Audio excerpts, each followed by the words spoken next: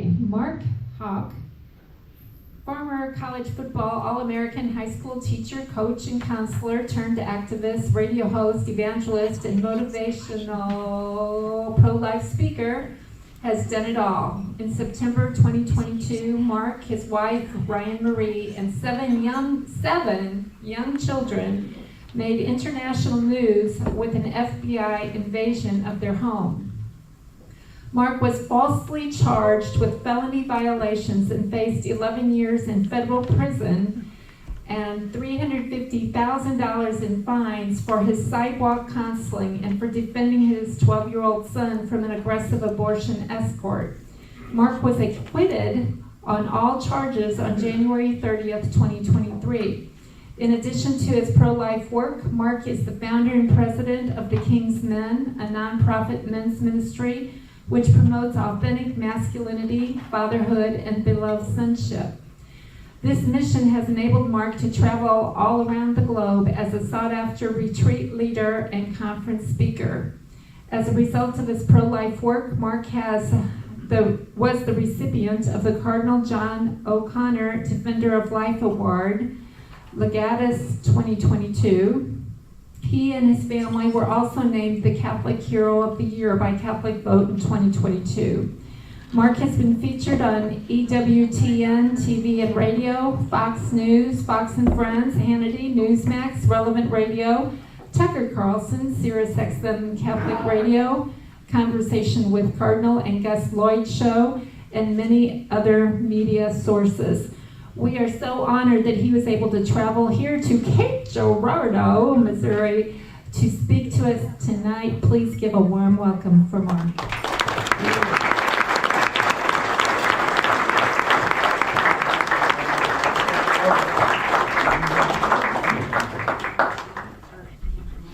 No, that's sorry about that. All right, your donations tonight will go to feeding my children. Keep that in mind. 7 babies, right? 7 kids. That's what I told the feds when I came to the door. There are 7 babies in here. We started with prayer, and that's wonderful. I want to start with a quote that I think will set the tone for kind of where we're at, where we've been, and where we could be going back if we don't stay the course. Now this comes from a guy by the name of Fulton Sheen. He's from the Peoria, Illinois area. You might have heard of him. First, we overlook evil. Then we permit evil. Then we legalize evil. Then we promote evil.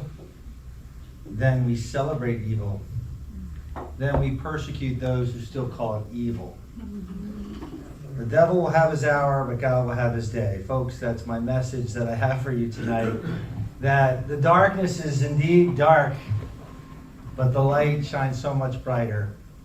I feel in some ways that we're all in a state of euphoria. You can feel the energy in the nation. You can feel things even returning back to something we knew 4 years ago, and that's a great feeling. Yet at the same time, we can't relax. We can't rest. If we could borrow from the administration that was running against Donald Trump a tagline, we can't go back. We can't go back to this. My story is important to be heard, not only because it's what could happen again to someone in this room, but we're still very close to the persecution, so much so that there's a lot of people in this country that aren't even aware of the reality of what happened. And so we need to continually educate about what happened, because you don't know where you're going unless you know where you've been. That's reverbing. You probably won't know where that again.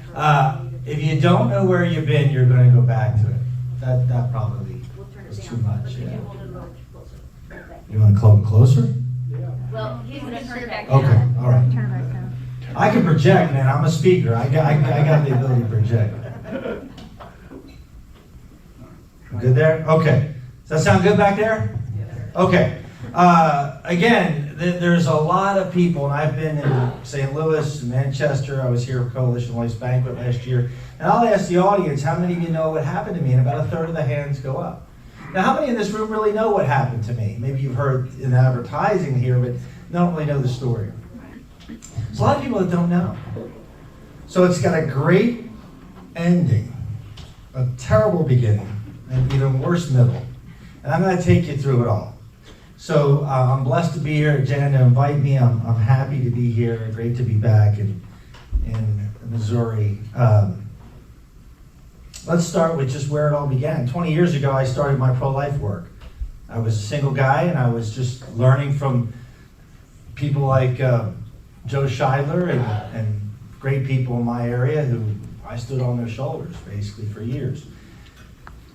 In 2021, I made a decision. My oldest son, we homeschool our kids. How many of you homeschool in here or have homeschooled? Good for you. God bless you. It's a homeschooling story, too. It needs to be heard, too.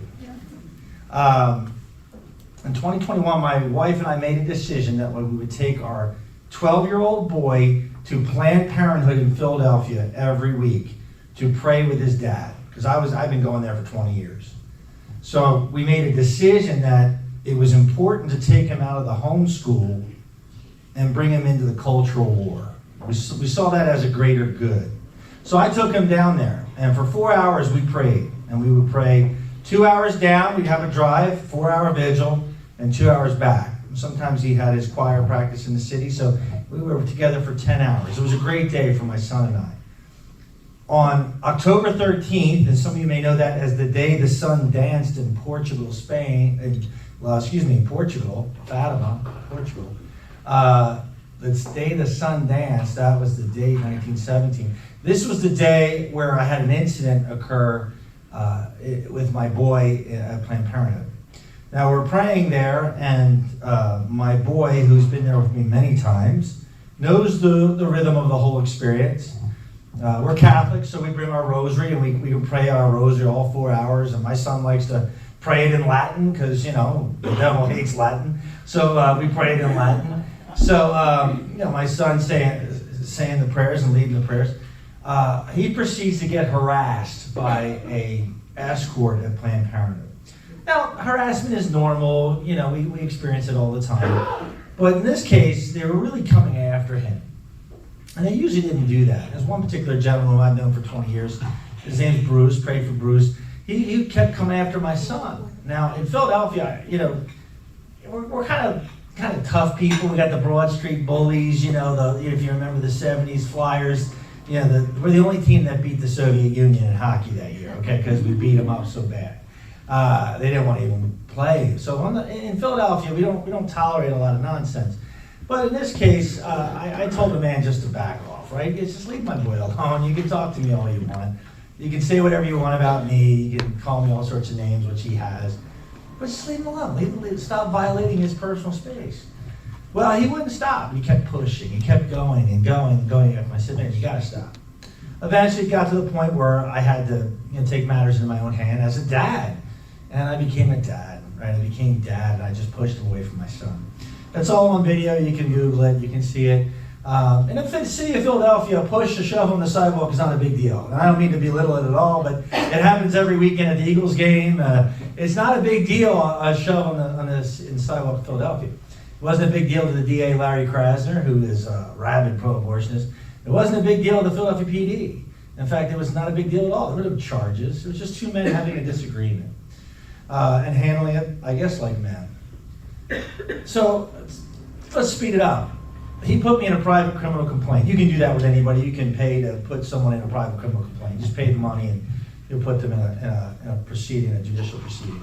And usually it's just mediation, and you just, okay, you agree to, be polite and be kind and respect, and you both usually just say yes, and all right, and don't talk to each other, and that's kind of it. You get a slap on the wrist. Well, in this case, there was none of that. We had 4 different trial appearances in Philadelphia. And I remember I lived 2 hours from Philadelphia. So drive down my boy and getting all dressed up for court. And everything was dismissed on April 22nd, 2022. Why is that important? Because this is all pre-Dobbs. This is all before the Dobbs case leaks, folks. There's not a stir about the, Alito's rendering in that Jackson, Dobbs case. So we're not thinking anything. I returned triumphantly to Planned Parenthood. 5 days later, they banned me from going to Planned Parenthood. They can do that, right? They can tell you can't go here. And of course, I didn't go there. But I returned triumphantly to find a federal agent on the sidewalk with a target letter. He handed me a target letter. What's that mean? Well, when you get your target letter, if you're ever unfortunate enough to get a target letter, that means you're a target of a federal grand jury investigation under potential indictment. You're not being indicted. They're basically telling you, we don't have enough information on you. We're trying to get more information on you so we can indict you, right? And they'll invite you in for an interview, but you don't take that interview. You don't want to do that interview. You know why? Because they're going to use it against you, whatever you say. So you don't take that interview. I had the Thomas More Society in Omaha, Nebraska, Chicago, representing me at this time. I had counsel with them. They said, don't take that interview. I said, I'm not going to take that interview. Well, then, of course, early May happens, and Dobbs is going to leak as an overturning Roe v. Wade. All right, June 24th, of course, that happens. And of course, as a pro-life community, we're happy about it. But the battle's just beginning, folks. Nothing changed in Philadelphia. Nothing changed in Pennsylvania after Dobbs. We have babies threatened all the way up to 24 weeks. Nothing changed with Dobbs in Pennsylvania. And I know nothing changed here for you. So, we just business as usual. But we're just beginning to fight at this point, right? We got rid of Roe. Now we got to put in place what we need to put in place. And you know that story well here. So Mar-a-Lago happens. You remember that story. We start seeing these things happen. Nothing's happening with me. I'm doing what I do. Summer goes by. Pro-lifers start getting arrested. Joan Andrews Bell, a friend of mine, great pro-life hero of mine, 74-year-old Joan Andrews Bell, still in prison. Still in prison right now for her pro-life work, as are many others. Nothing's happening in my case. I get a call from Matt Heffron, my attorney, in August of 2022. And he says, have you heard from the Assistant U.S. Attorney, the AUSA, the Eastern District of the FBI, Justice Department, Philadelphia? Have you heard from her? No. Why would I have heard from her? He said, well, she's not returning my phone calls, Matt says. I said, okay, well, maybe it's because there's no case here. Now, I'm being indicted under the FACE Act, potentially. Now, what's the FACE Act? Freedom of access to clinic entrances. What you need to know about this law is it's bad law, created in 1993 by the liberal lion, Ted Kennedy, Chuck Schumer, the like. And that was put forward under Bill Clinton to come after pro-life people. Operation Rescue was going on. But in order to get it passed in the House, they had to answer a few questions. Senator David Durenberger from Minnesota asked Ted Kennedy on the House floor, does the FACE Act apply to pro-life people, escorts, people outside the building? Does it apply to them, this FACE Act, this law that you're putting forward? He says it absolutely does not apply to pro-lifers and sidewalk counselors and people who volunteer escorts for Planned Parenthood. Okay, that's important to know. Okay, so anyhow, this FACE Act that these other pro-lifers are being indicted on is somewhat being threatened to be used against me. Yet there's no application. I did not block an entrance to a Planned Parenthood. I did not make anyone not be able to go in any way by barricading them or stopping them. So it really has no application. But they're trying to use it. This is how the law is being stretched and spread. This is how they're twisting it and manipulating it and using it against people of faith. The FACE Act is supposed to protect churches and pregnancy resource centers, folks. That's what it's supposed to protect. It has not been used effectively at all in that case. It's bad law. It needs to be repealed. And this is work that needs to be done now.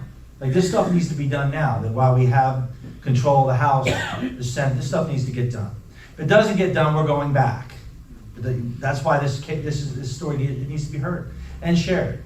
Not because it's me, but because we're the only one that won. We're the only person that has won against the government in this case. Everyone has either taken a plea or they've been put in prison. Now, September 23rd, it's a Friday. It's the Feast of Padre Pio. It's co-op day for the homeschool. We get to leave the homeschool. This is a fun day. We get to go and be with other families, and I teach a few classes. It's exciting. I'm up early. I got a quiche in the oven because real men like quiche, right? And I'm baking for my family who are all asleep. They're all asleep, folks. It's dark o'clock in Bucks County, Pennsylvania, third largest county in the state of Pennsylvania. It's home to the deer. This is where there's so many deer. Like we pay deer hunters to go out and shoot deer. There's so much deer in Bucks County. Everybody owns a gun, right? That's just the culture in Bucks County. So at 6:30 in the morning, I'm up. Everyone's asleep. My wife's barely awake, but she's still in bed, stirring. All of a sudden, there's a heavy bang at the door. Just like that. Doorbell rings over and over again. Rings up the whole house, lights up the whole house. Open up! Person yells. Well, geez, I don't know who that is. I'm not expecting anybody at 6:30 in the morning. I go to the door, I take some authority over the door. I'm like, how dare you? I grab my gun, right? Because that's what you would do. You grab your gun, right? Well, thank God I didn't grab my gun. I don't even own a gun. Because I wouldn't be here today if I grabbed my gun. I took the next best thing. I had a spatula. I went to the door, okay, with my spatula. And I went to the door and I said to the door, because I don't know who's outside this door, 2 double doors, the wood, I can't see anything. It's dark. Who is it? Doorbell, doorbell, doorbell. Open up, it's the FBI. Hurry up, hurry up, hurry up. Jeez. So I spoke to the door like this. I said, stay calm. I have 7 babies in here. I don't know what's out there. I don't know what's going on. I can't even see sirens, although they're going off. They're not loud. They're not making any noise. But I know it didn't sound good. And I wasn't thinking target letter. I'm thinking something's bad is happening outside right now, and I don't know what it is. And I need whoever's on the other side of this door to stay calm, because I have 7 babies in here. And when you tell a man or a woman that there's a baby in the house, and you got an M16 gun in your hand, you're going to be a little reticent with that trigger finger. I would hope so. I don't know why I said it. I think the Lord gave me those words. It's just what I said. I said, I'm going to open up the door now. I opened up the door. The hands were the first to come out. Because I knew that would be important. I was in juvenile justice. I know that's important. 5 federal agents on my porch. Okay? Ballistic helmets, ballistic shields, heavily armored vests. M16 guns, 4 out of 5. I all have M16 guns. The lead agent has a pistol. 2 battering rams. 10 marked and unmarked units on the property. When you see the video, you're seeing the dash cam, you're not seeing the vehicles. You're not seeing all the PA state troopers and Bucks County sheriffs and Philadelphia PD behind their doors with pistols drawn. 2 SWAT guys at the back door. What's SWAT stand for? Special Weapons, Armor, and Tactics. Oh, the FBI, they said, oh, we didn't have SWAT there that day. Oh, okay, FBI. There wasn't a SWAT team, but they were wearing SWAT gear, right? Of course. But that's their response, you know. Well, Mrs. Houck said there was SWAT there. We didn't have a SWAT team there. Mrs. Houck said there were 20 to 30 federal agents. Well, probably more likely 25. Mrs. Houck is grossly exaggerating.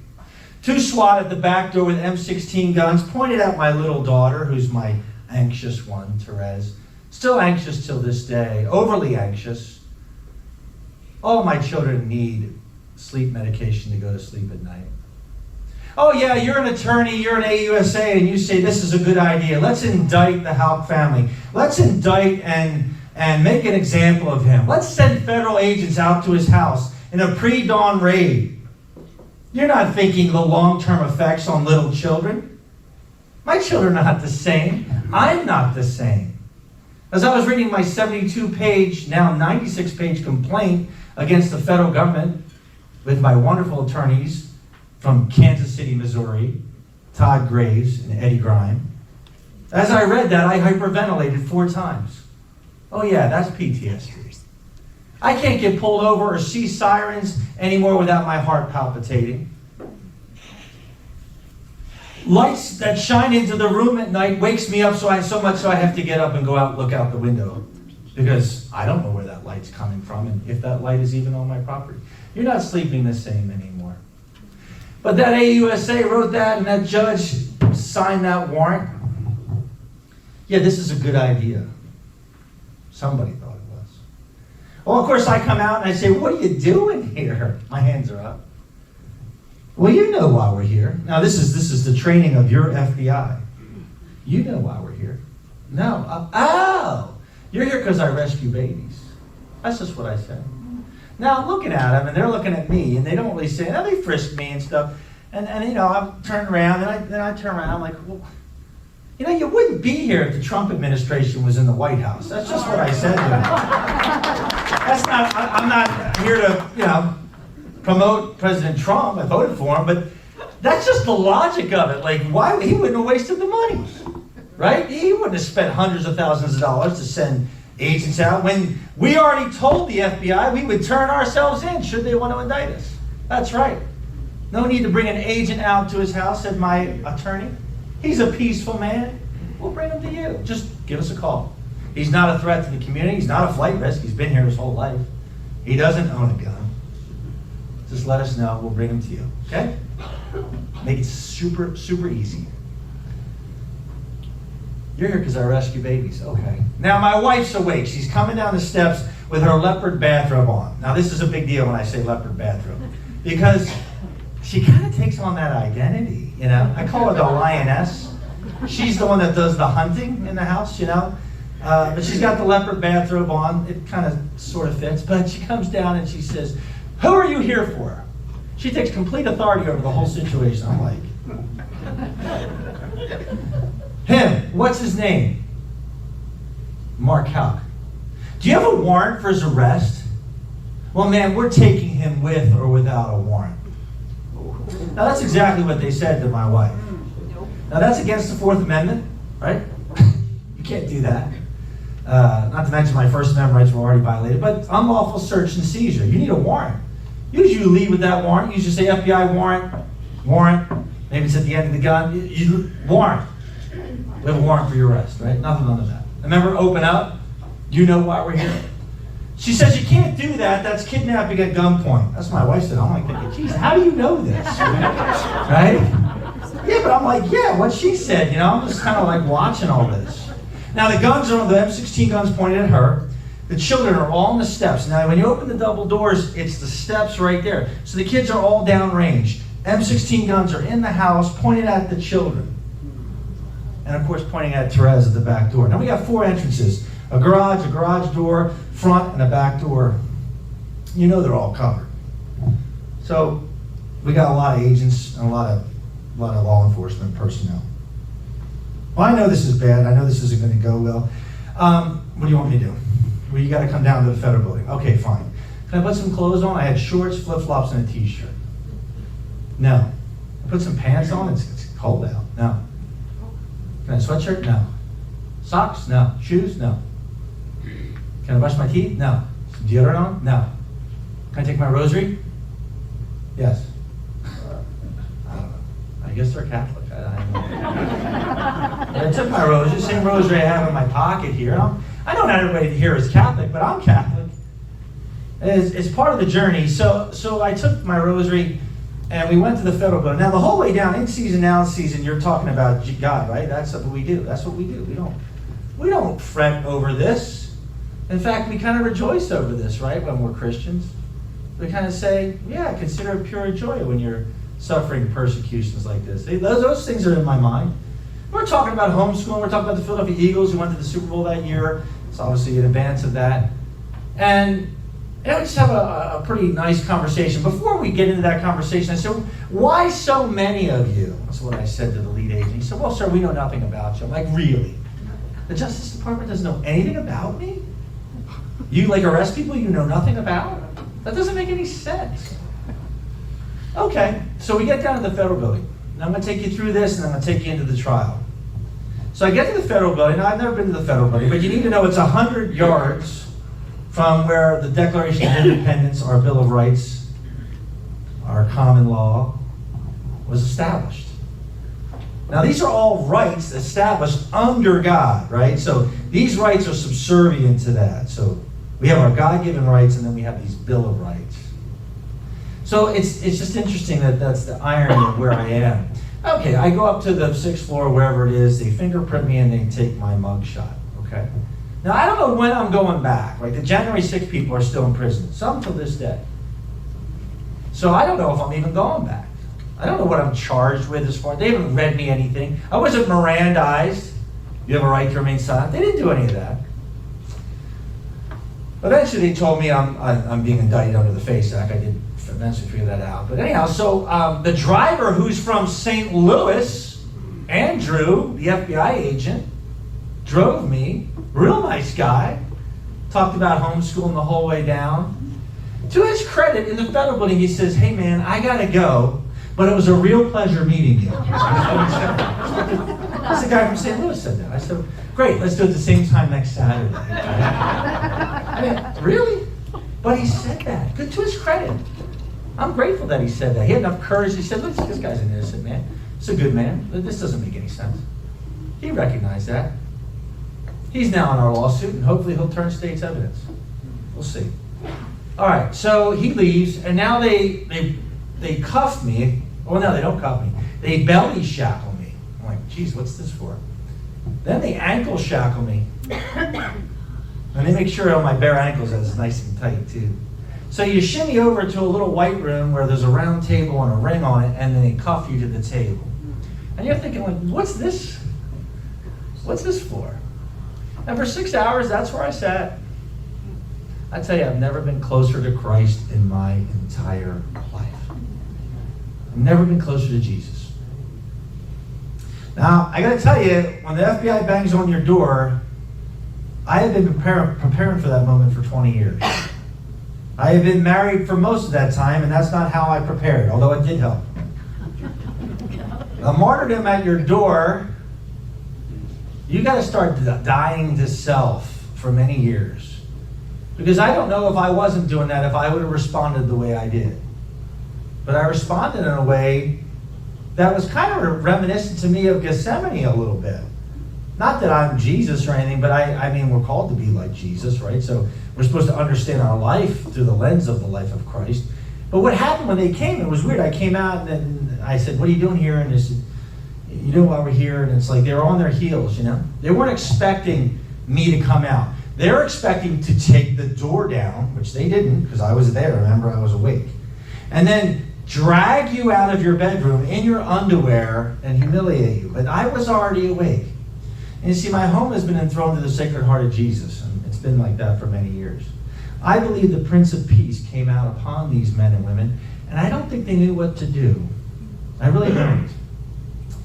So when I'm in that room at the federal building, I'm at the foot of the cross. And I'm praying without ceasing. The scripture tells us to pray without ceasing. I've never done that before, but for 6 hours I prayed without ceasing. Now, as a Catholic, I have this rosary that I'm praying, and that's, you know, some people will say that's rote prayer. I gotta tell you what, you got 6 hours to pray. It's kind of good to have rote prayers because you really don't know what else to say after 4 hours, maybe 3 hours. But I'm meditating on the life and death of Jesus through the rosary, the mysteries of the rosary, and I got thousands of rosaries I can pray. I got novenas galore. I'm in touch with the communion of the saints. I'm thinking about the lives of the saints. I'm like, this is going to work out. St. Peter was arrested. The angel came and released him. This is going to work out. I'm like, wait a minute. No, he ended up getting rearrested, and then they killed him. Okay, they're saying this may not work out the way I think it's going to work. I'm born on the feast of St. Maximilian Kolbe. I'm like, yeah, this is going to work out, St. Maximilian, right? You know, the Auschwitz martyr. I'm like, no, that didn't work out for him in the end. So I'm like, maybe this isn't going to go down the way I think it's going. But I have peace. I have joy in my heart. I have forgiveness in my heart. I've surrendered my family to God. I don't know how to help them. I can't help them. And I have peace. My will and God's will were perfectly united. You know when that happens for most people? About 5 minutes before you die, where you really just surrender everything to Christ. But for me, in this case, I couldn't do anything. It's the only thing I could do. And I knew I did nothing wrong. I defended my son, I'd do it again. my will and God's will, I believe at that moment, for those 6 hours, 10 hours that ultimately I was in their custody, I was in the unitive way. I believe that. So it was a powerful, profound experience. Now I go home, I get reunited with my family. Before I get reunited though, they got to bring me down to U.S. Marshals. So I'd never been with U.S. Marshals before. I saw a couple movies about U.S. Marshals and I'm like, okay, this will be interesting. You think the belly shackle and the ankle shackle comes off, right? Because you're going home, plus you're innocent, right? Innocent until proven guilty. No, I don't think so in this country. I think you're guilty till you're proven innocent. And that's the way the FBI looks at it. That's the way they were looking at it. So the belly shackle stays on, the ankle shackles stay on, and the cuffs stay on. 6 flights of stairs all the way down into the basement. And I say to the agent, is this really necessary? And he doesn't answer me.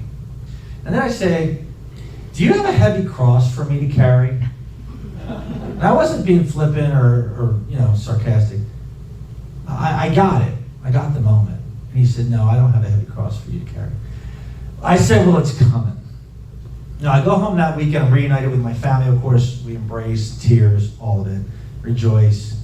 And it's a long weekend, it's a short weekend, but you're with your family, you're coaching your basketball, you're coaching your football, and you're just going on with life, knowing that you got a trial you got an arraignment on Tuesday. Now, the Lord gives me a vision that weekend. Yeah, I don't get visions, and I didn't see the Lord. He just spoke to me in this way. He said, you're going to go to the State of the Union. That's what the Lord said. I'm like, what? I'm like thinking, okay, when President Trump gets back into office, I'll go to his State of the Union. That's what I was thinking. I went to the State of the Union later that year, 6 months later. And then he says, you're going to carry the way of the cross with me. That's what the Lord says. You're going to carry your own personal Via Dolorosa with me. I'm like, okay, Lord. This all happened real time. So where I'm going to take you now is right into the 4.5 months that led up to the trial, and I'm going to take you into the trial. And I think this is the most compelling of the part of the story. I have to give you that background because you got to know, why is the government coming after this guy who was just protecting his son? Because Roe v. Wade was overturned. And anybody that's going to stand in the way of that and continue to proclaim life, that womb to the tomb, is now a threat and enemy of the state, at least the state of the Biden regime. Now, 2 weeks after I was arrested, Cardinal Gerhard Mueller comes to my home. Now, for those of you who don't know who he is, he's like the number 2 man in Rome at the Vatican. Okay, he's from Germany. He was born in post-World War II, 1947, he was born. He knows a little bit about what life's like after a totalitarian regime. He comes to my house to bless my house, to condemn what happened as a prince and cardinal in the church, and help the family heal. And he says to me at lunch, he says, dictatorships are coming when they wake sleeping children in the middle of the night and arrest their father at gunpoint. Yeah. And I'm like, wow, geez, there's a guy who would know. Okay. So for a year, I've been spreading that message.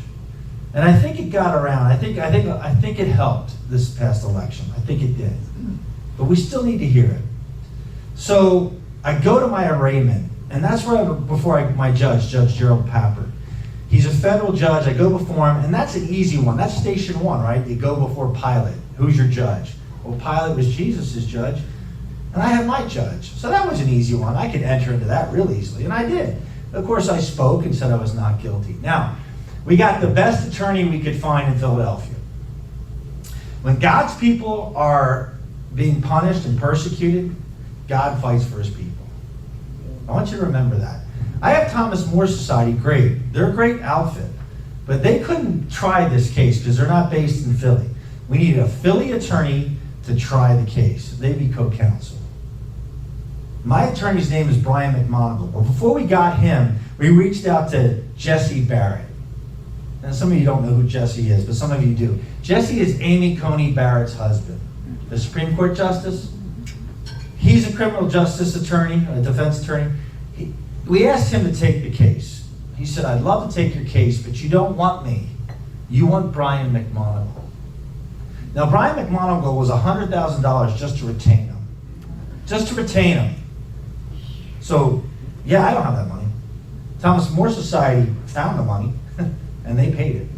So we show up for that arraignment with Brian McMonagle and Thomas More Society, and the AUSA Assistant U.S. Attorney looks at McMonagle, and she looks at me, and she says, wow, you guys really brought out the big guns. That's right. You come after God's people, you better be prepared for a fight. You know, what did Moses say to the Israelites? Watch, Pharaoh's coming. Watch God defend you. Watch God will fight for you. Just sit back. All you have to do is stay still and watch. So folks, you got to remember that. They're going to come, and when they come, you got to remember that.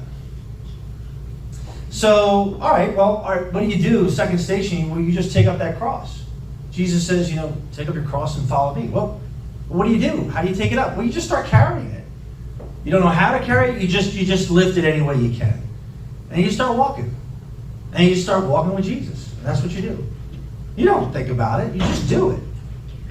So for me, it was an embrace of that cross. In other words, I welcome the unknown. I welcome the suffering for you, for Jesus. I wasn't thinking about you yet at this point, the pro-life America. I was thinking about just me and Jesus. Okay, Lord, you want me to do this? You've asked me to do this? I'll do it. I'm not thinking about you. I'm just thinking about my family and the cross.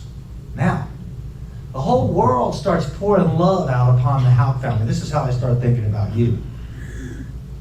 Mother Teresa's nuns in Calcutta sent a message to my family that weekend. Don't ask me how they found out. They put our picture on her sarcophagus in Calcutta and said, we're praying at Mother's crypt for you. Wow. I'm like, wow, jeez. Then we get a message from this village in Uganda. Someone has sponsored a village in Uganda, and they have a relationship there, and they said, pray for this guy in America. And then they send me a sign. It says, and everybody's holding a little alphabet letter. And it spells, we pray for Mark Houck. And it's like Uganda village somewhere, right, in Africa. I'm like, wow, jeez. Then Europe starts sending messages in. That's like a miracle in itself, folks. Europe's praying again, right? That's a big deal, right? Geez, Europe's praying. UK's praying. Australia's praying. Canada's praying. A guy reaches out to me in Middle America. Could have been in Missouri. I don't know where he was from. He said, I'm a lousy Catholic, but seeing what's happening to you is bringing me back to church. And I'm like, what? We're done here, folks. You save a soul, you save your own soul.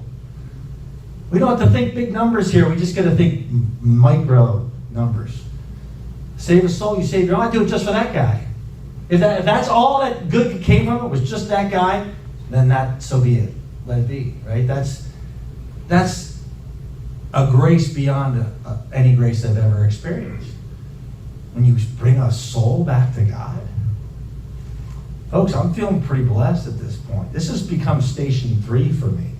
Jesus falls the first time. I didn't fall to any sin. I fell to the weight of the burden of the gift. Cardinal Mueller comes to my home. That's like the Pope coming to my house. I mean, that's almost on par with that. This guy could be the next Pope. Speaks 11 languages. Brilliant, holy man. 6'5", 240 pounds, big man.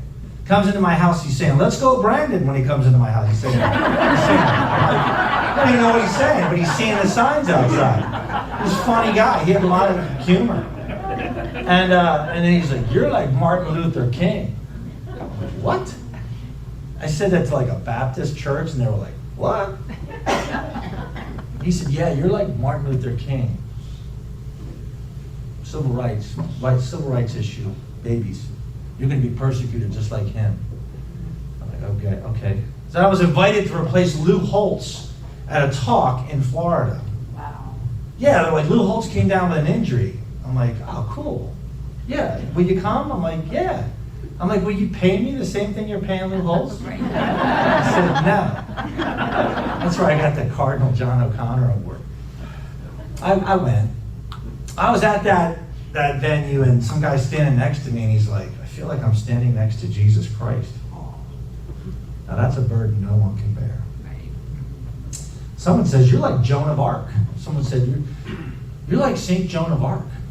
Mark Twain said Joan of Arc was the greatest human being that ever lived. I know Joan of Arc. People are being inspired. I walk into my church, my Catholic church, my priest, he says, you're a living saint. I'm like, what? You don't even know me. You don't know me. If you did, you wouldn't say that. This is a burden. This was a weight that I couldn't bear. We couldn't pray enough. We couldn't thank God enough. We were blessed, you know. As much as we were facing 11 years in prison, $350,000 in fines, and 3 years supervised probation, knowing full well when the federal government comes after you, they have a 98% conviction rate. You are going to prison. Book it. You're in. You ain't getting out of it. I'm looking up life in federal prison on my phone. Don't do that, by the way. That's what I'm looking up. I got to prepare my heart for this, right? I mean, that's where I'm going. I mean, a fair trial in Philadelphia against Planned Parenthood? Are you kidding me? No, you're not going to get a fair trial. A jury of your peers? No. Wait till I tell you about that jury. So, this is the burden. And you know, it was tough. It was overwhelming. You see, that sounds pretty interesting and almost like a blessing, but yeah, it was and it wasn't. It was and it wasn't. Can you imagine just like everyone looking at you when you're just trying to pray at church? And everybody just waiting to talk to you? How uncomfortable that is? You really, not that I was a celebrity, I wasn't, but you really had no privacy. It wasn't that comfortable for the family. The children were very disturbed by it. But yet we prayed, and we continue to move forward. I asked my chairman of my board, who's a former federal prosecutor, I said, will the government give me some time with my children after I'm found guilty? He said, you'll probably get 3 months with your kids. I'm like, oh, that's great. He said, that's if they want to be nice to you. I said, well, they don't want to be nice to me. He said, well, you're going to get locked up right away. I said, all right. So I'm looking up places where I could potentially go, and I find a max security penitentiary. So I'm going max security, because I got an assault charge. So I pushed the guy. It's a felony on breaking the Face Act, and then you throw a simple assault, aggravated assault on there because you pushed him in. Now you're going away even longer, and you're going max security. So I found a max security penitentiary that's an hour from my house. I'm like, Pat, will the government send me to Allenwood, PA? They're like, no, you'll probably go to Leavenworth, Kansas, or Denver. I'm like, all right. So this is where my heart's at. Now, station 4, 5, and 6, Our Lady visits Jesus on the Via Dolorosa. St. Simon helps Jesus carry his cross. And St. Veronica wipes the face of Jesus.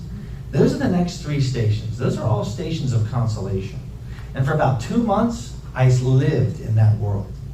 Women were bringing meals to the family, like bringing meals and helping the family and just love. And then men were coming out, hey, can I take you out to lunch? Can I take you? Relationships are being healed, repaired. I've been in ministry a long time.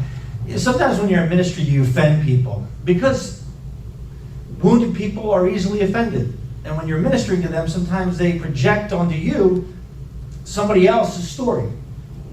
And for years, that happens. So a lot of people have turned away from me. But after I was arrested, they all started turning back to me. And I was giving thanks to God. I thought, it was great. I was like, wow.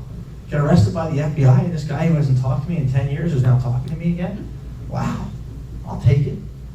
So you start to feel this love and joy. And then, of course, Our Lady, I'm praying to Our Lady every night. And no one knows suffering like Our Lady. I mean, she watched her son suffer the most brutal beating and torture of any human being ever. Right? She knows suffering. Her heart was pierced with 7 swords. She knows suffering. Fulton Sheen says she walked the Via Dolorosa twice, once to Calvary and once back home. So she suffered it way more than anybody. So she really knew. And she was very comforting and consoling, She was, as the mother of God. She's my mother. I took great solace. My mom was dead. My earthly mom was dead. So I needed to console myself in some mother. And she was very consoling.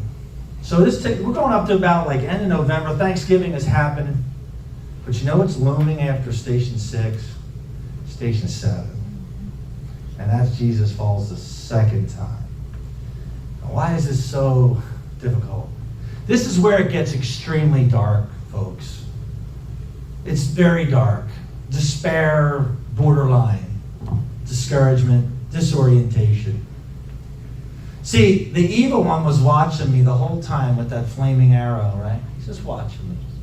Now, I've been put on the full armor of God for 20 years, right? Helmet of salvation, breastplate of righteousness, shield of faith, sword of the Spirit, gospel shoes, girding my loins with the truth, right? I got the armor of God on, but he's just waiting. He's watching. He gets me. You know where he gets me? You're no hero. Because the papers were saying pro-life hero. You're no hero. I know exactly who you are. I've known you your whole life. They think you're a hero, but you're not. You know who you are. You're a fleshy, lustful, sinful man who has no right to any of these titles. And I believed him. And for about 2 weeks, I was in complete darkness. As a Catholic, I was in confession every 2 days. I went to my spiritual director and I said, I can't do this. He said, yes, you can. I said, no, I can't carry this burden. I can't do it. He said, you know about St. Catherine of Siena? Dominican lay woman, Middle Ages, papal counselor, infused knowledge, 8th grade education, 24 of 25 children. Yeah, I know who she is. Do you know that she died at 33. Do you know that she had really lustful images and dreams and thoughts at the end of her life? I said, I didn't know that. You know that the Lord appeared to her during that? I said, no, I didn't know that. And did you know that she confronted the Lord on that issue? And I said, no, I didn't know that. What did she say? She said, where are you, Jesus? Where are you? He said, Catherine, I'm right there. How could you be there, Lord? These images, these thoughts, these things, these temptations. I'm right there. No, Lord, you're not there. Catherine, did you take any pleasure in it? No, Lord. You know I took no pleasure in it. That was because of me. So then my director was like, look, Mark, you have to take consolation in this.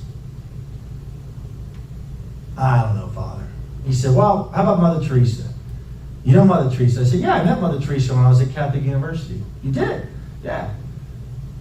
Do you know in 1994 she was at the National Prayer Breakfast and she gave a talk and the journalists all gathered around her afterwards and asked her some questions? I said, no, I didn't know that. They asked her, what's the hardest thing about being Mother Teresa? And she looked down. She didn't look at them. And they said, is it working with the lepers in Calcutta, Mother? Is that what the hardest thing about being Mother Teresa? She said, no, it's easy to see Jesus in the lepers. And she looked down again. Then she looked at all of them with great courage and she said, the hardest thing for me, and I remember she was like 87 years old when she died, 3 years later. The hardest thing for me is chastity. Chastity. Chastity. I said, thank you very much, Father. I think I can continue to carry this cross. So we vanquished him after 2 weeks. Now, Station 8's really interesting. This all happens real time, folks. I'm not reflecting on this afterwards. This is all real time. Mother Miriam, Sister Jacinta, and her sister come down from Buffalo, New York on like a December 29th with a Charlie Brown Christmas tree. With all these spiritual bouquets on it, novenas, masses, holy hours, rosaries. We're praying for you. We're so sorry for you. I said, weep not for me, but weep for my children. They're not going to have their father in about 3 weeks. I'm like, oh my gosh, I'm at Station 8. Doesn't Jesus say, the women of Jerusalem, weep not for me, but weep for my children, for your children? I was like, oh my gosh, no way. 3 women? Buffalo? I'm an Eagles fan. The Bills came to my house. So, Station 9, of course, is Jesus falls the third time. Now we're getting really close to the trial. And I said to my attorneys, is the government going to come in with a plea deal? They said, oh no, Mark, that's got to come from you. I said, well, I'm not asking for a plea. Well, you're not going to get one. I said, okay. Don't you know on January 6th of all days, they came in with a plea deal? That was a Friday afternoon. Here's the plea. No time, no fine, no probation. I'm facing 11 years in prison, $350,000 in fines, and 3 years probation. No time, no fine, no probation? That's called a sweetheart deal. You take that deal, you get that deal, because it ain't going to get any better. I said, well, what's the catch? Well, you just got to plead guilty to the assault charge, which is a misdemeanor felony. Take the plea, Mark. You should take the plea. The attorneys told me to take the plea. I said, I'm not taking that plea. They said, you don't know what you're saying. Go home and talk to your wife. I said, okay.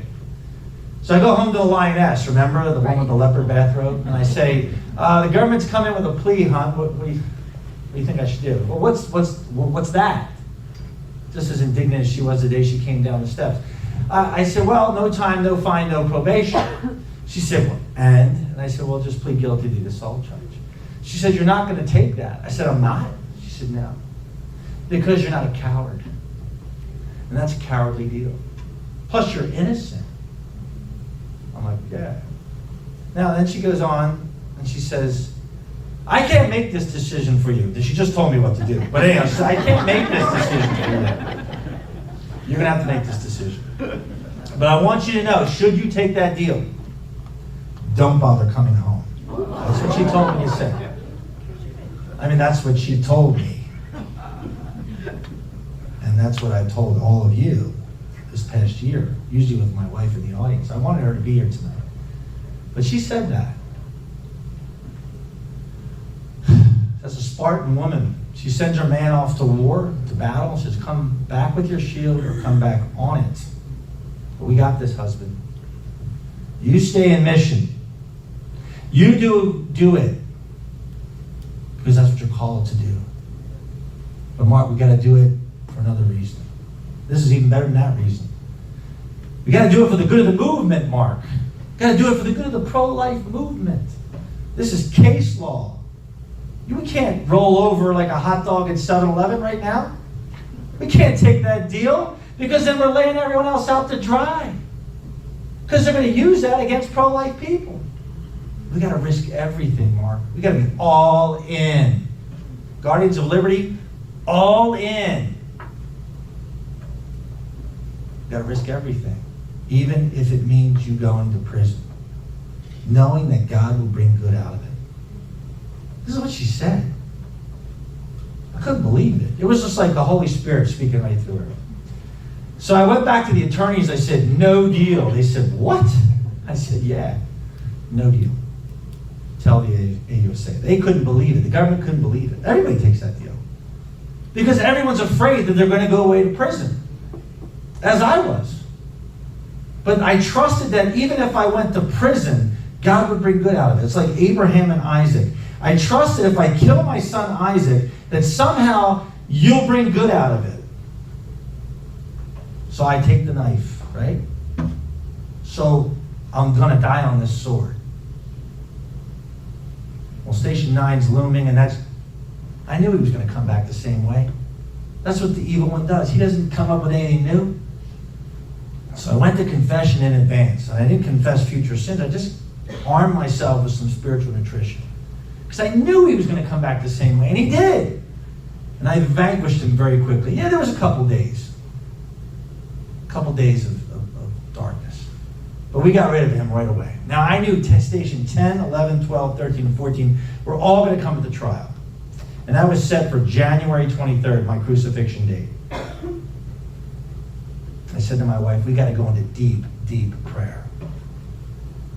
Deeper than we've ever gone. On January 22nd into January 23rd, we're going to go to our chapel at our church. And we're going to do an all-night vigil. And we're going to pray all night. Before the monstrance. Before the Blessed Sacrament. I asked my pastor, he said, sure, no problem. Would you like a mass at the start of that? Oh yeah, that'd be great. So I had a mass, and I stayed in vigil all night. My attorneys get wind of this, so like, how can we talk you out of this? I'm like, you can't. What do you mean you talk me out of it? Like, well, you got to be sharp. You got to be rested. You're just as much a part of this legal team as we are.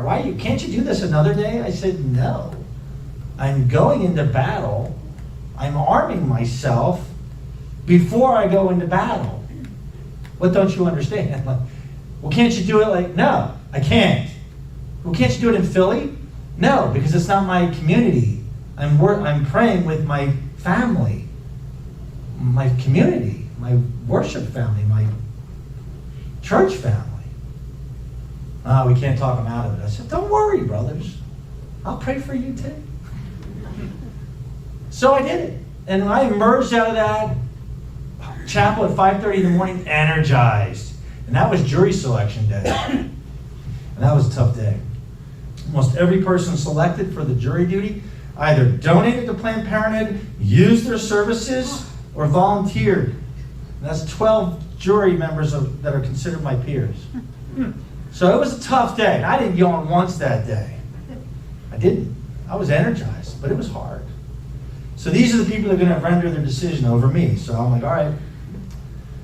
The trial begins on January 24th. After that, and of course, opening arguments were Station 10, stripping of your garments. You have no dignity, totally a lamb to the slaughter, saying all sorts of lies, calumniating me, disparaging me, in front of my entire family. There's 2 courtrooms filled.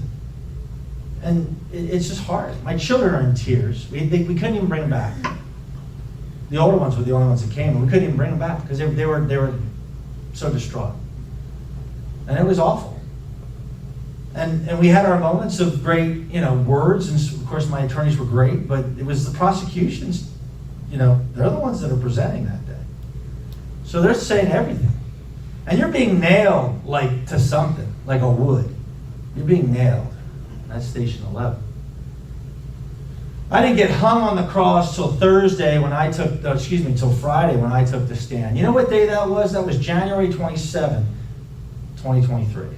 That was the day that I met my wife 16 years prior on that day. You know where I met her? At a pro-life prayer vigil.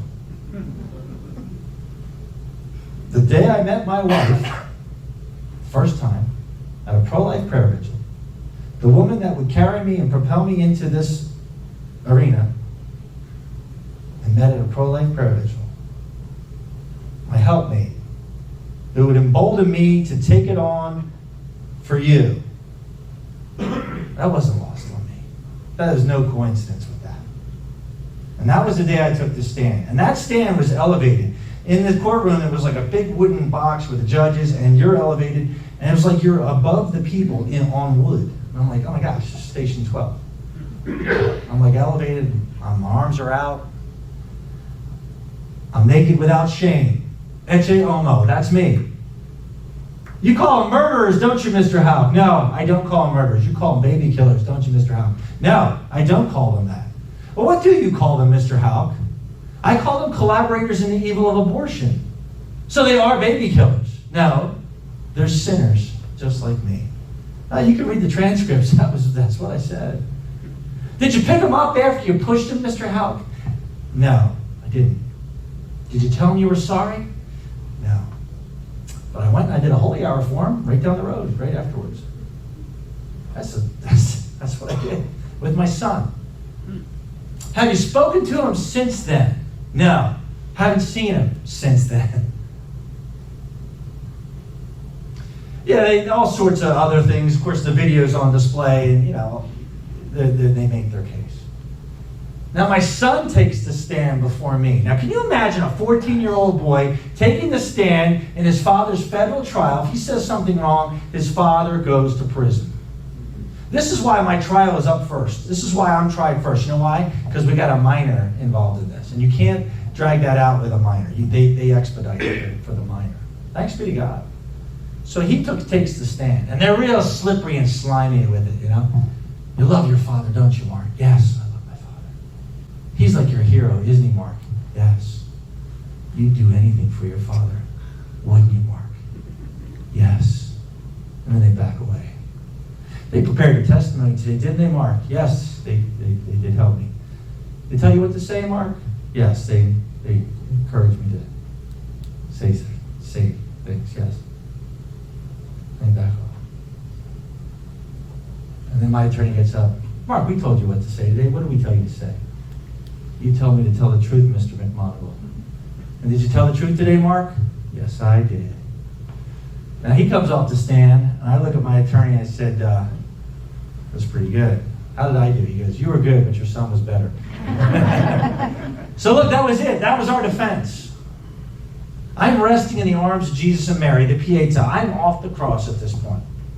I look at my attorney on January 27th, and he's shaking his head. Ryan McMahon. I said, what's wrong? He said, you're going to lose.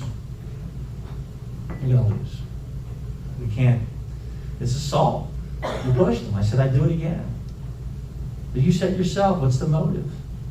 Brian, we fought a good fight. We ran the race. We did the best we could. Sometimes losing an election doesn't always mean you lost. In this case, sometimes losing a court case doesn't mean you lost. I said, have peace, Brian. So every day I'm opening up the scriptures, and that's all I have in front of me in my trial. Now, you don't wear a funky tie. You don't wear an outrageous outfit. You don't want to give the jury any reason not to like you. You don't laugh too much either.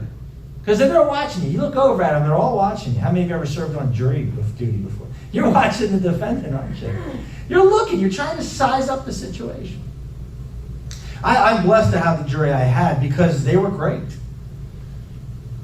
And I know there were many people that wanted to get on that jury but could not get on that jury because they just could not bring themselves to say, as a Catholic Christian or Christian, can they be fair? And your answer to that question is, yes, I can be fair. And a lot of Catholics and Christians got them off that jury because they thought the issue of abortion was going to take them right off that issue. But folks, that informs you. How many of you have ever been called to jury duty before you raise your hand? How many of you have ever been called to it? How many of you have ever tried to get out of it? Keep your hands up. Don't do this. You have nothing more important to do that day than this person's life that's in your hands. I don't care what you got planned. Get on those juries. We need you on those juries. Yeah, it's a sacrifice. Yeah, this guy's facing 11 years in prison. I'm not rebuking you. I did the same thing. I was called to jury duty this past year. I was first in line. You know why? Because I'm grateful. Well, the jury gets my trial at around 2:30 in the afternoon on that Friday. And they're deliberating for about 2 hours. The judge called, they come out and they say, Judge, we're deadlocked. The judge says, can you deliberate a little bit more, maybe get a verdict? It's got to be unanimous either way. You can't have a hung jury, otherwise you'll try it again. No, Judge. I said, all right, adjourned. Go home, we'll see you Monday. I'm in the tomb Friday, Saturday, Sunday. I'm in the tomb for 3 days. You can't write this stuff. That's station 14. I emerged from that tomb with my wife on Monday, January 30th, and we come back and there's all sorts of notes being passed to Judge Pappard. Like, it's like 8th grade. Does she like me? Does he like me? You know, like, it's weird. What's going on? Like, this never happens. We've been praying for the jury. We've been praying for the prosecution. We're praying for a spirit of confusion on their part. It all played out that way. Well, we don't know what happened. The judge says I need to meet with each jury member individually. They kick a guy off the jury. I'm like, oh no, the lone pro-lifer is getting kicked off. So we don't know why he was getting kicked off, but he was kicked off. So they have to call on the alternate. So if you get the alternate spot, pay attention. Because the alternate's dismissed on Friday when they get the trial. You don't stick around for the deliberation.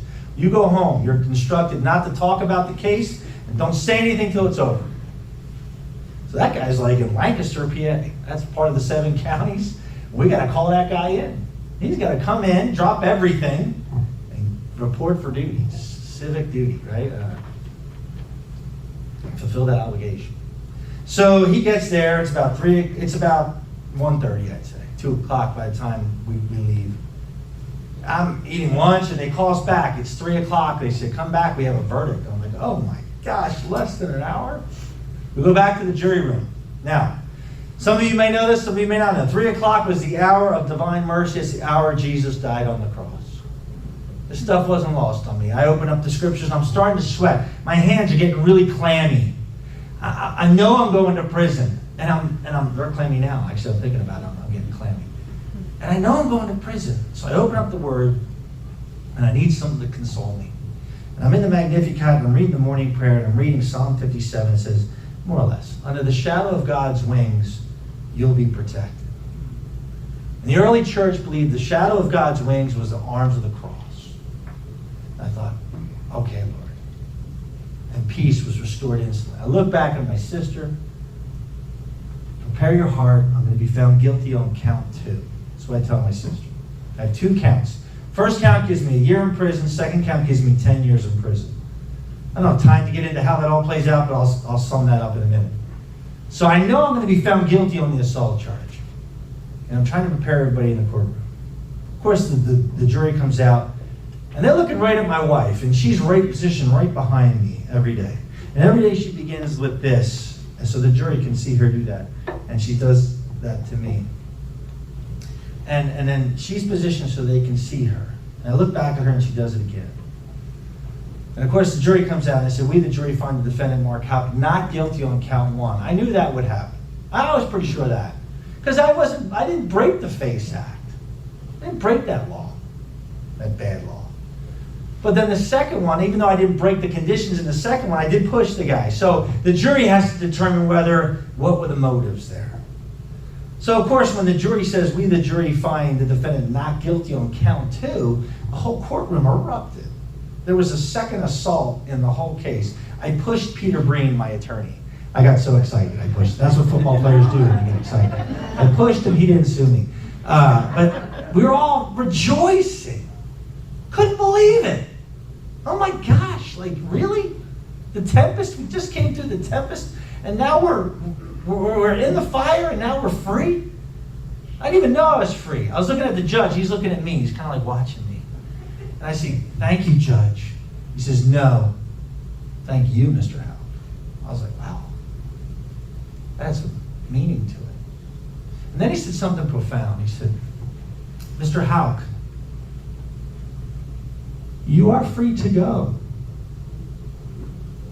I don't think you know freedom till it's taken from you. I know I didn't. And I really took that in. And I'm still taking it in. I'm still processing that. What does that mean for me? Why am I the only one that was set free? Why am I left to share this story with you tonight and around the country? Is it because now we're suing the government? Maybe. We sued the government. We're in the process of suing the government. It's hard to sue the king. He's got sovereign immunity. He doesn't usually lose. He can claim immunity for a lot of stuff. But when he breaks his own rules, he can be sued. And that's the case we're making. As I told you, there's a lot of fallout to this. There's a lot of hope. There's a lot of joy. There's a lot of pain. There's a lot of PTSD. And there's a lot of things that we're still sorting through. And as I said at the beginning, we're not going back. We can't go back to this. We have to continue to fight. Continue to fight to replace these bad laws with the good laws. To continue to educate about the Constitution. We don't need to rewrite it. We need to read it. We need to reread it. We need our children to reread it.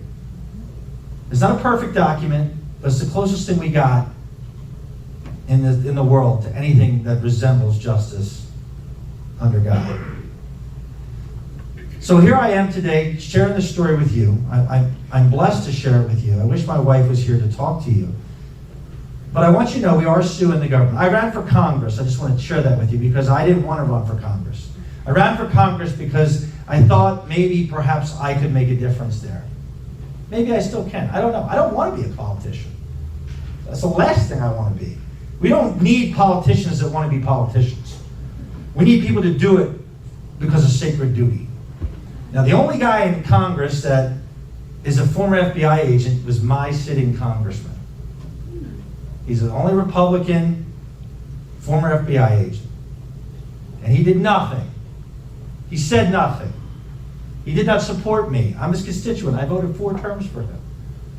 I ran against him to remove him because this is the problem with D.C. This is the problem with politicians who are career politicians. He's been in for 10 years. I'm not making this a political speech. This will be his 9th and 10th year because he won. He won again. But this is the problem. We still have major problems. Republicans are just as bad as Democrats. Make no mistake about it. I'm a Republican. But the way I was treated in the GOP in Bucks County, PA, I was treated like it was Little Chicago. Oh yeah, it's bad.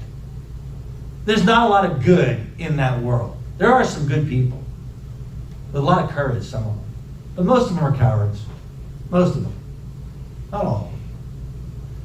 But we have someone in the White House now who's not a coward. That's someone in the White House now who's going to put people in position to lead this country who are not politicians. And folks, I encourage you to continue to stay the course, to hold the line still. I'm glad you're still meeting, because there's a lot of work that still needs to be done. Thank you, Jan, for inviting me. Thank you for having me. Linda, for hosting me. Do you have any questions for me? Do you have any comments or anything you want to talk to me about? By the way, thank you. Yes, Peter.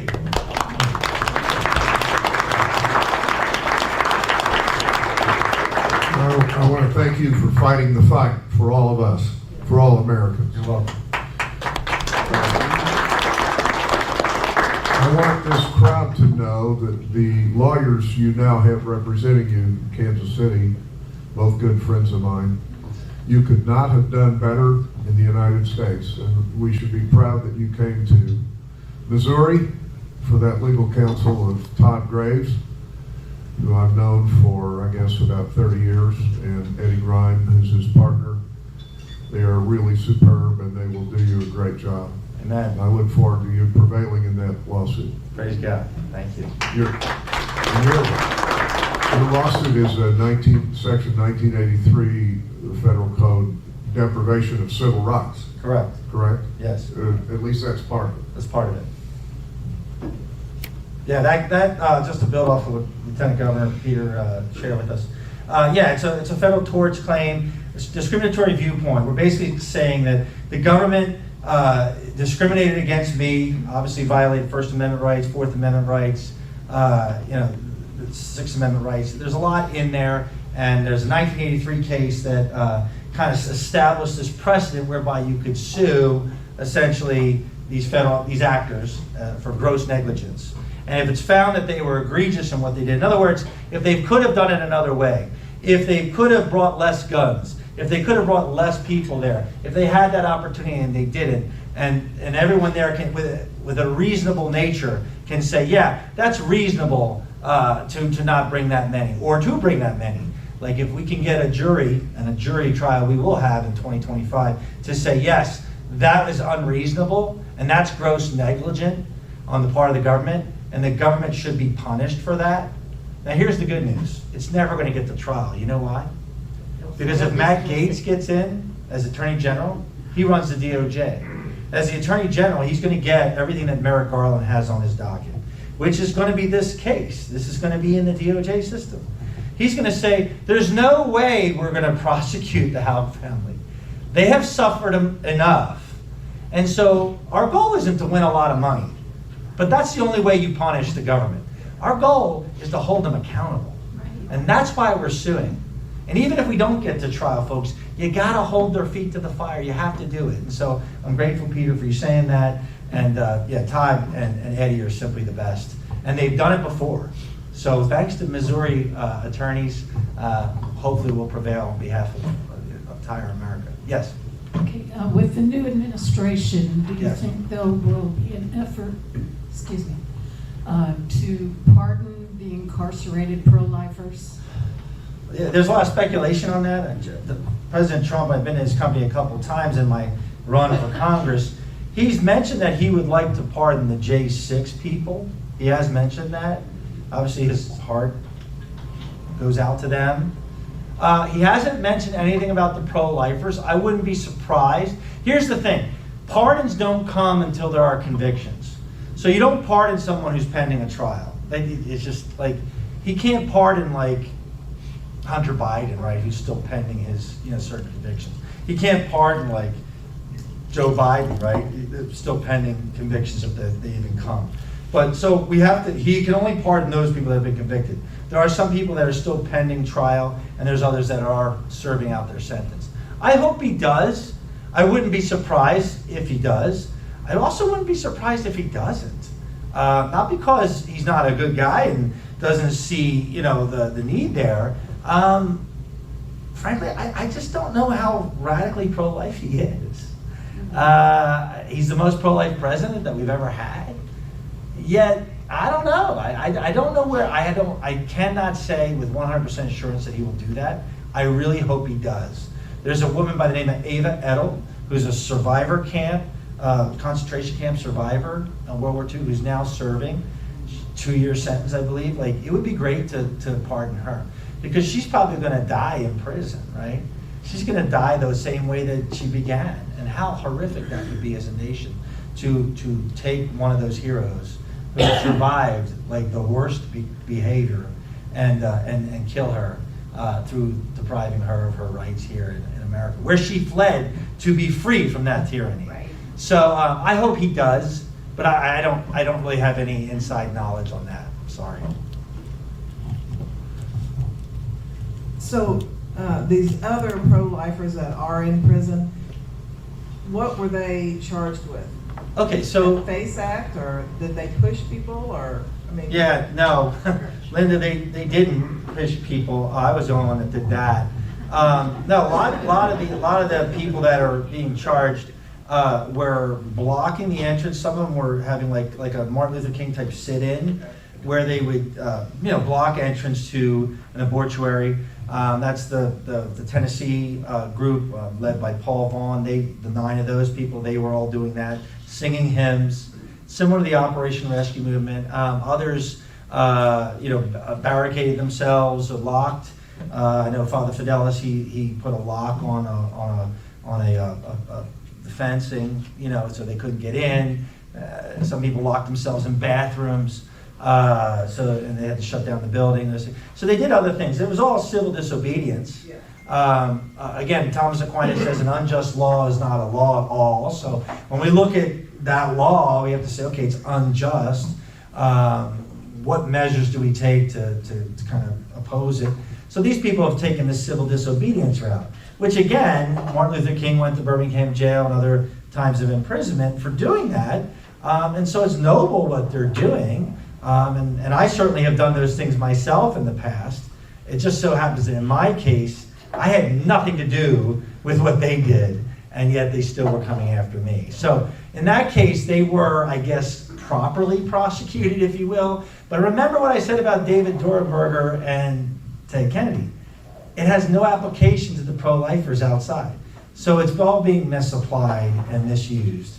So yes, in their case, they did break the quote-unquote law by crossing the line and going onto the property and barricading themselves.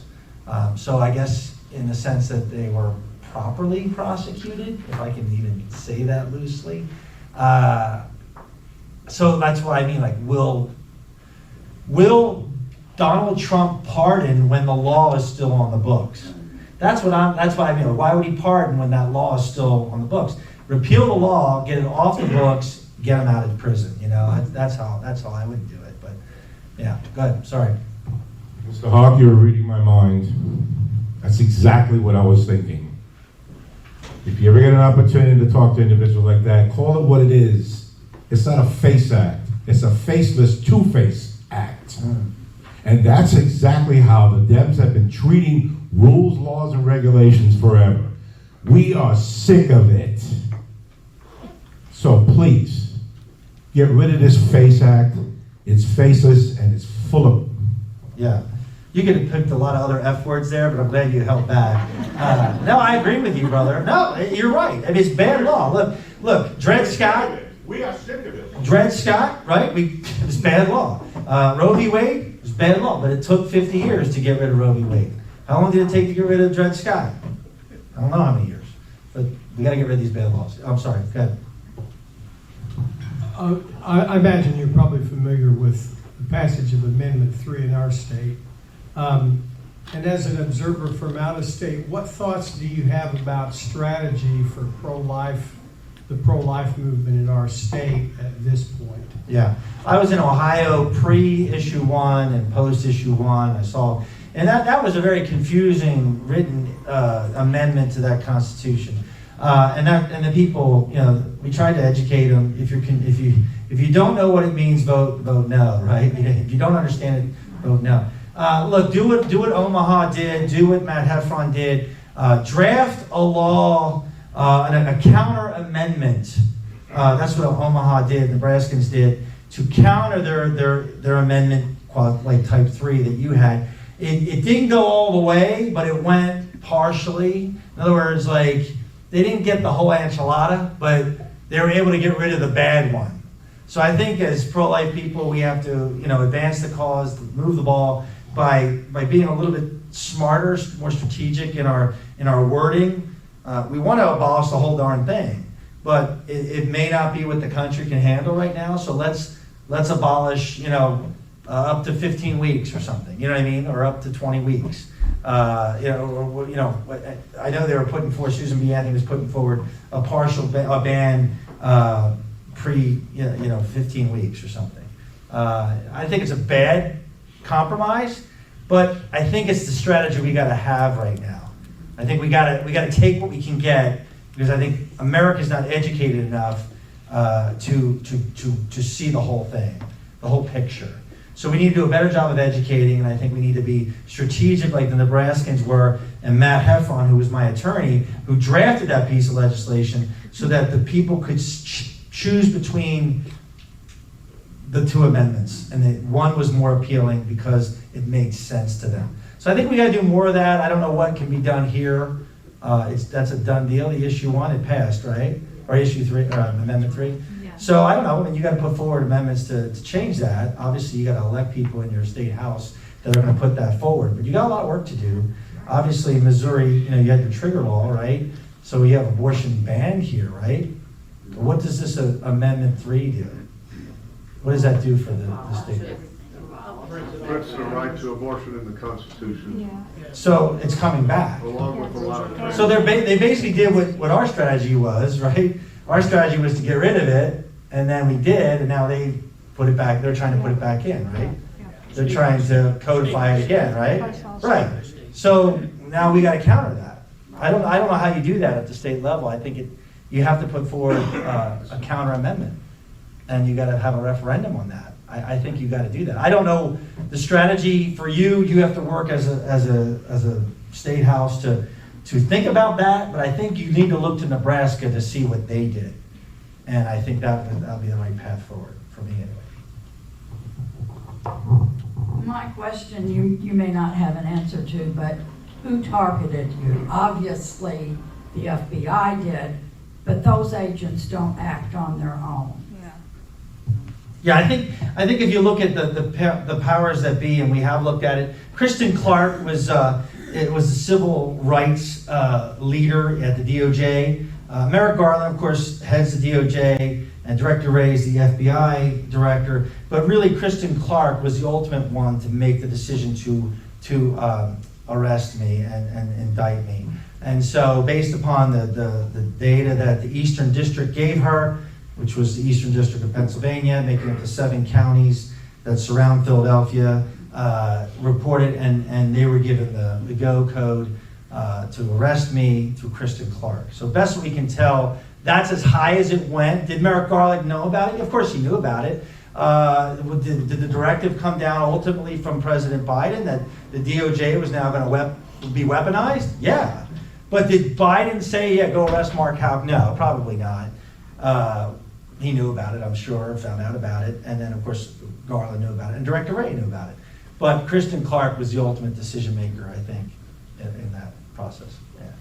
Well, I have a follow-up on Okay. that. Did you ever FOIA different things from the FBI, or is that in your process now? Repeat the first part. What did you say? FOIA, Freedom of like, information. Oh, okay. the freedom of Sorry, I'm information ignorant, sir. to emails back and forth, or? Yeah, my attorneys look. We're at the point now in the case whereby we have filed the formal lawsuit as of this past May. Now the government responds to that with a counter dismissal, right? They counter with a dismissal on grounds of immunity, right? Federal immunity, and then we have to counter that with the reason why the trial should go forward. The judge will rule probably next month whether it goes to discovery, and I think that discovery is where all that's going to take place. So once the judge says, no, there's enough evidence, the plaintiff, me in this case, has met the burden, we're moving forward. We got to get to discovery to find out the facts. So in that point, there will be the FOIA, is that the right word? There'll be that access to those things. We'll find out what all the officers knew who are all holding guns, what they did and what they didn't know. And all that stuff will become, through deposition, will come to light. But right now, we don't have access to that. We only have access to the judge's notes from the trial and the transcripts from the trial and everything that was on the trial. That's the only thing we have, and of course my testimony that I share with my attorneys. So right now, we don't have access to that stuff. Soon we will though. Are you a lawyer? Are you a lawyer? Are you a lawyer? No. Oh, okay. You sound I've like been one. accused of In fact, I'm a realtor. Oh, okay. I had Oh, you got I had another law, lawyer yeah. call me Yeah. to try to get his client out of a deal, and I told him, I said, well, you know, I could lose my license for giving help. Yes. I said, I'm supposed to tell people to go to a lawyer. Yeah. We call you a jailhouse lawyer. Okay. No. Yeah. But I haven't been in jail. Anybody else? Thank you for these great questions. I'm sorry I don't have all the answers. But any other questions? Any other questions? Raise your hand. Okay. Yes, John? And then I think we're going to go ahead and pass the donation buckets. And I do want to just put another plug in because Mr. Houck usually gets several thousands of dollars to come to speak. And I can tell you he did not do that for us. So thank you for that. But John, or you're going to ask the question. If you guys could, on the front row there, go ahead and start passing the buckets to the back of the room, please. Thank you so much. Yeah, I kind of have two questions. One, whenever you were arrested and then got to go home after the 6 or 8 hours, how did you get home? And then the other question is, how did you end up at the State of the Union address? Oh, yeah, thank you. I didn't say that. So I had a great pro-life friend come and pick me up in his pickup truck at the federal building, which was great. Yeah, pro-lifers like him have been around a long time. They always have the gas tank filled up, you know. So he was able to come get me. So thanks be to God. His name's Pat Stanton, who's the son of the patriarch of the pro-life movement in southeastern PA. Kind of like the Joe Scheidler of the movement out here. His dad was like that for us as a patriarch. For me, the State of the Union, I went to the State of the Union, Joe Biden's State of the Union in 2023, about like a week after my acquittal. Congressman Scott Perry, who's District 10, I believe, which is like York County, part of Lancaster a little bit, Berks County. He's a congressman there, former brigadier general. He's been in 5 terms, I think. Good guy. I didn't know him. He invited me to the State of the Union. You have to be invited by a congressperson. You only get one guest as a person of Congress. So each congressional person, Senate, and congressman or woman get one guest that can come. So I was invited as his guest, and I said, well, I'm not going to come unless my wife can come. So he had to get another congressman to use his pass. So my wife and I both went to that State of the Union, which was really interesting. If you've ever been to one of those, you see it on TV. It's not like you see it on TV. It's really a beautiful work of a republic in a lot of ways. There's not fighting. There's a lot of yelling, but that didn't used to happen.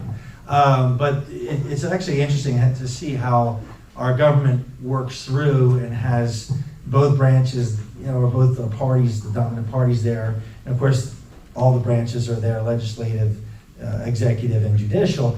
And it's an interesting dynamic to see how it all plays out, the pageantry of it.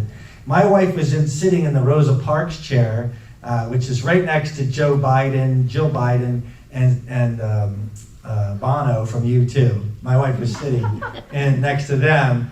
And I was all the way across the way looking at her, having the time of her life, sitting over there in that area. So that was just a beautiful thing that happened. And I don't know why I was supposed to be there, but I will tell you a couple things that happened while I was there, and I'm close with that. So I met my congressman there. First time I ever met him. The guy that's the former FBI agent. And, you know, he came up to me, he saw me, because he had to give Scott Perry permission to invite me, because I'm his constituent. And of course, he wasn't inviting me.